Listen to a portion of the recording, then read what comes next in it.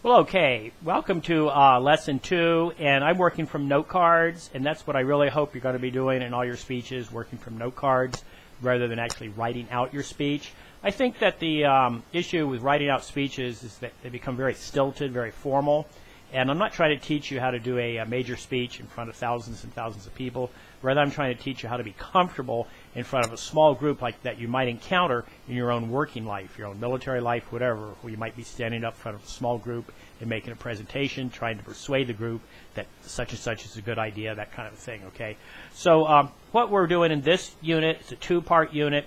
We have a variety of goals, okay? One of the major goals in the unit is to help you find a good topic for you. You're going to do one final speech at the end of the semester. You're going to do it complete with a PowerPoint, with a visual aid, and this is your speech. That's your major topic, all right? This is where we're working this unit to help you find a topic that's good for you to present your last speech on, okay? And when I say good for you, it should be a topic that helps you. Let's not do tree-hugging topics. Let's not do controversial topics. Let's not do political topics. Let's do a topic that is meaningful to you, something about your life. Do you have a health issue? Do you have a loved one with a health issue? Research that, find out about that, make a persuasive or make a descriptive speech. You can make a persuasive speech saying this is the best cure for this issue, that kind of thing. Something in your major. If you're a political science major, fine, sure. Find a political topic, something short, something you can dig into.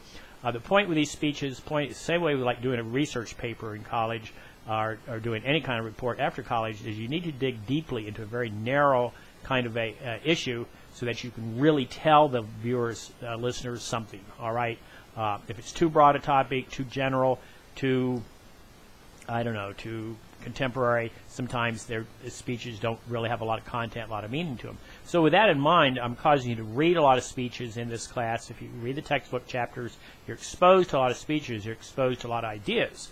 Okay, and you're exposed to a lot of speeches that are well done. Now, once again, these are written out because the textbook, you know, it's in print, right? Although I have tried to send you to some links. With that in mind, I'm sending you on this particular unit to a Martin Luther King speech back in the day, back in the 60s, the height of the Civil Rights Movement, okay?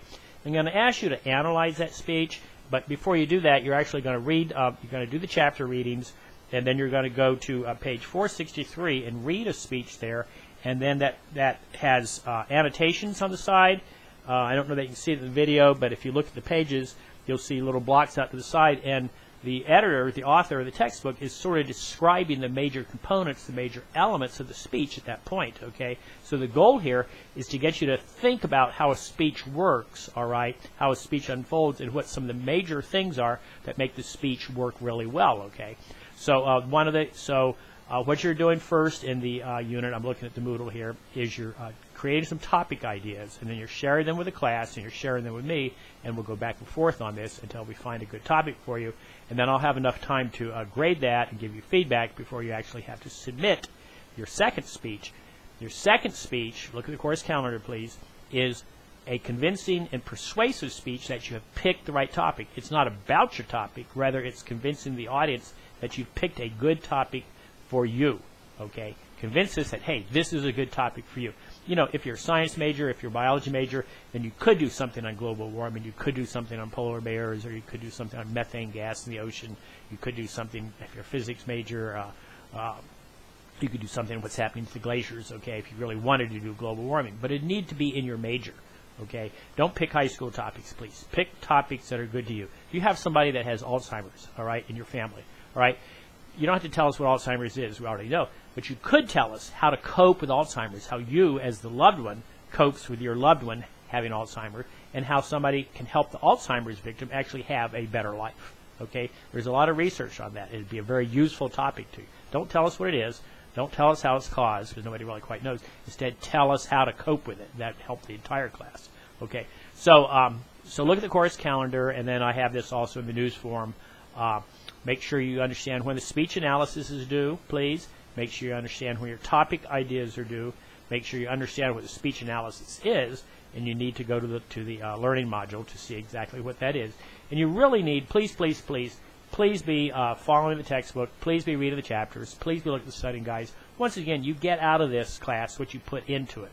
All right. And of course, I can tell in the speeches if the speeches don't feel practiced, if they feel stilted, if they're not very in depth, if they're not don't have a lot of detail, if they don't follow some of the compositional approaches suggested or mentioned or covered by the textbook, then I'll know you're not paying attention to the textbook, and that will be reflected, of course, according to the grade that you actually get on your speech. So, to summarize, once again, working from note cards, it's a two-part unit. Please start by reading the learning module, understanding what it's due over the course of the unit. Please look at the study guides. Please read the textbook chapters. They're easy to read. Then do the discussion about topic ideas. Share your topic ideas. Make sure you look at a couple peers. Get together. Say, okay, these are good topics, right? Then turn in your speech analysis. Make sure you first read the speeches. I think it's 463, and then if you look at the learning module, there's two of them that you can look at, okay? They're well done.